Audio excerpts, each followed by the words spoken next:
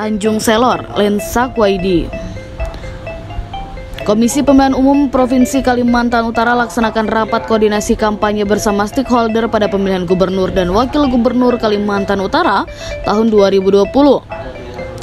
Selain stakeholder yang ada di Kalimantan Utara, KPU juga mengundang perwakilan partai politik pada rakor yang dilaksanakan di Hotel Pangeran Kar pada pukul 9.00 WITA, Senin 21 September. Komisioner KPU Kaltara Haryadi Hamid, Divisi Sosialisasi Pendidikan Pemilih, Partisipasi Masyarakat dan Sumber Daya Manusia menyampaikan bahwa pihaknya memiliki kewenangan dalam memberikan sanksi terhadap setiap bakal pasangan calon gubernur dan wakil gubernur Kalimantan Utara yang tidak mematuhi protokol kesehatan dalam melakukan kampanye. Ya, yang pertama kita bisa bicara terkait dengan institusi internal kami. Ada banyak hal terkait dengan evaluasi kami terkait dengan pelaksanaan kegiatan yang kemudian kita tertibkan kembali sesuai dengan protokol kesehatan. Ya, kita berharap di instansi kami, kita minta juga para pihak misalnya kalau menemukan misalnya ada petugas kami ataupun jajaran kami yang tidak menerapkan protokol kesehatan, itu bisa ditegur di tempat lalu kemudian bisa disampaikan kepada kami sebagai atasannya. Yang kedua, terkait dengan apa yang dilakukan oleh pasangan calon atau masyarakat umum dan sebagainya yang terlibat dalam tahapan kampanye, ya kita berharap mereka itu patuh terkait dengan penerapan protokol kesehatan.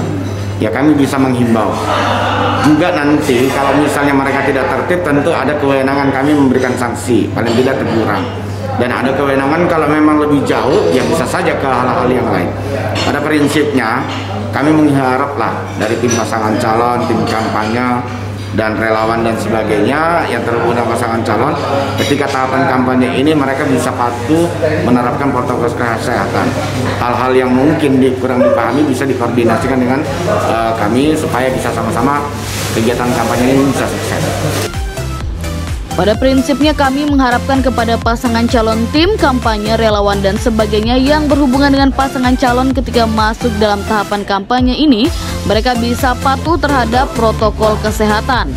Ia juga menegaskan apabila jumlah peserta kampanye yang dilakukan setiap bakal pasangan calon gubernur dan wakil gubernur Kalimantan Utara melebihi jumlah yang sudah ditetapkan, maka pihaknya akan menegur secara langsung. Konsekuensinya adalah pihak yang menyelenggarakan kampanye itu akan ditegur secara langsung. Yang kedua, dari pihak Bawaslu bisa saja menindak orang-orang yang mungkin lebih itu tidak bisa ikut kegiatan. Nah, dari pihak kepolisian bisa saja, karena kegiatan itu izinnya dari pihak dari kepolisian, bisa saja izinnya itu ditarik lalu kemudian kegiatannya itu bisa dibubarkan. Ya, masing-masing punya kewenangan, masing-masing instansi punya kewenangan. Ya, dari kami sekali lagi lebih banyak menghimbau, lalu kemudian kalau misalnya mereka tetap tidak menerapkan itu, ya tentu ada instansi yang lain yang akan melakukan proses penindakan untuk pemberian sanksi. Lanjut Haryadi Hamid, dalam tahapan kampanye nanti teman-teman dari Bawaslu juga akan melakukan pengawasan secara ketat, termasuk pengamanan dari pihak kepolisian bisa saja menarik izin yang sudah dikeluarkan apabila pada pelaksanaan kampanye tidak mematuhi protokol kesehatan. Bahkan pihak kepolisian mempunyai kewenangan untuk membubarkan. Diharapkan setiap bakal pasangan calon gubernur dan wakil gubernur Kalimantan Utara dapat menerapkan protokol kesehatan secara maksimal dalam melakukan kampanye. Jangan sampai proses pilkada serentak 2020 di Kaltara terganggu karena kurangnya pengertian dan disiplinnya kita dalam penerapan protokol kesehatan di tengah wabah COVID-19. Tutup Haryadi.